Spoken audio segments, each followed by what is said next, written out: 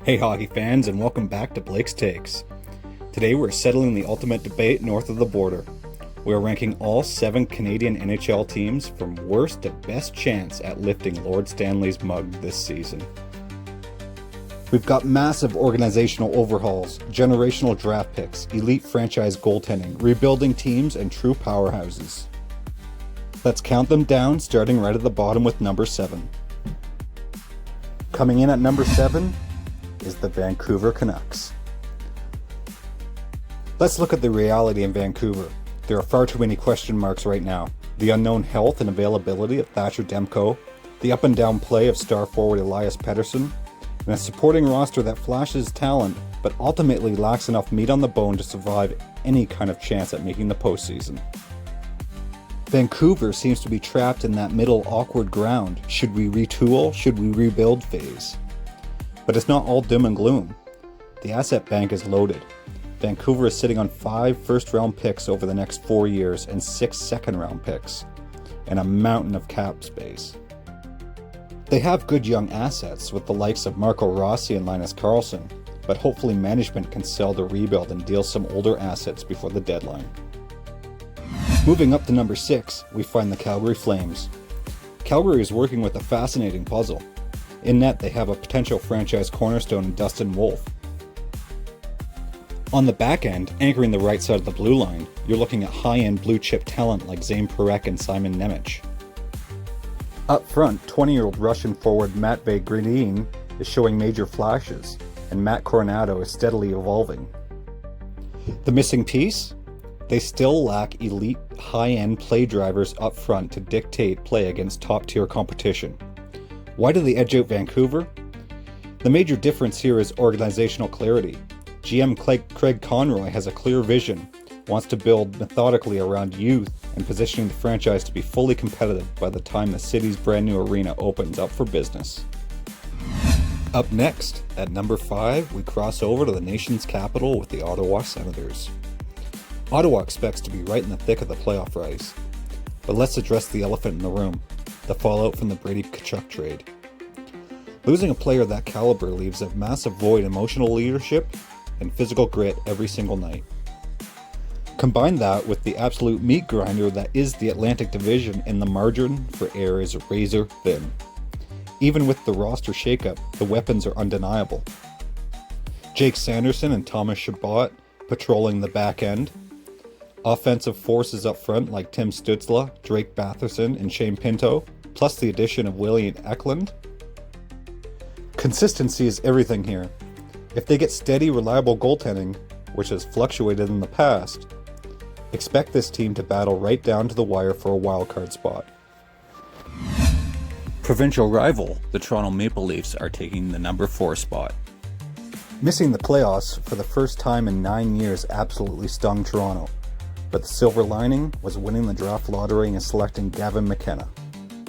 But a first overall pick doesn't guarantee anything.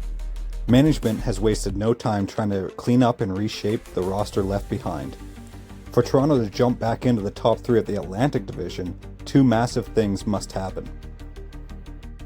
First, Captain Austin Matthews has to bounce back and return to his former elite dominant self. Secondly, new acquisition Sergei Bobrovsky has to deliver an average or better goaltending. If both boxes are checked, the Leafs are a lock for the postseason. If neither happens, well, they're right back in the dogfight for a wildcard ticket. Moving west to the central time zone, we hit number 3, the Winnipeg Jets. Listen, Winnipeg has Connor Hellebuyck. He's still there.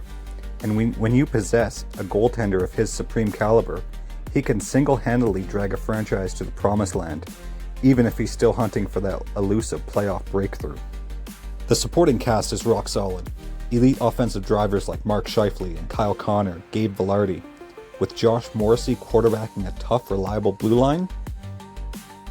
Like most teams, they do have a flaw though. They are still missing a true, legitimate number 2 center down the middle. But this coaching staff has a history of finding ways to work around it. The Central Division is an absolute bloodbath, but Winnipeg has the backbone, the structure, and elite goaltending to lock down a top 3 divisional spot if everything flows right. Coming in at number 2, we had the powerhouse Edmonton Oilers. When your roster is anchored by the best 1-2 punch in hockey in Connor McDavid and Leon Draisaitl, along elite producers like Zach Hyman and Ryan Nugent-Hopkins, plus rising young forwards, and Evan Bouchard quarterbacking the power play, scoring goals is never the problem. The reason they aren't number 1 is the goaltending. Edmonton's front office opted for a quantity over quality approach in net this season. Bringing in Frederik Andersen, who brings a fresh Stanley Cup ring to the room, alongside Tristan Jarry and Devin Levi gives them depth, but relying on that mix in high-stakes playoff moments is a massive gamble. That gamble may eventually cost GM Bowman his job. But their goaltending uncertainty is the sole reason they miss out on the top spot. And finally, standing tall at number 1, the best team in Canada, the Montreal Canadiens. If you want a blueprint on how to run a modern NHL franchise, study the construction of this roster. It is an absolute masterclass in both cap management and asset management. Look at the sheer talent in Montreal. Elite high-end skill with Cole Caulfield, Nick Suzuki, Juraj Slafkovsky, and Ivan Demidov, Lane Hudson. The list goes on. In the net, they have a true gamer in Jakub Dobish, backed by immense organizational depth with Jacob Fowler and Samuel Montembeault and Kakko Kapanen. Add in heavy, high-character grit from players like Jake Evans, Josh Anderson, Arbor Xhekaj, and you have a complete team. Montreal isn't just building anymore. They've arrived. They are Canada's absolute best hope at bringing the Stanley Cup north of the border once again. Do you agree with Montreal taking the crown, or did Edmonton get robbed? Where did I rank your favorite team? Too high? Too low? Drop your thoughts in the comments section below. Hit that subscribe button, and thanks for watching Blake's Takes.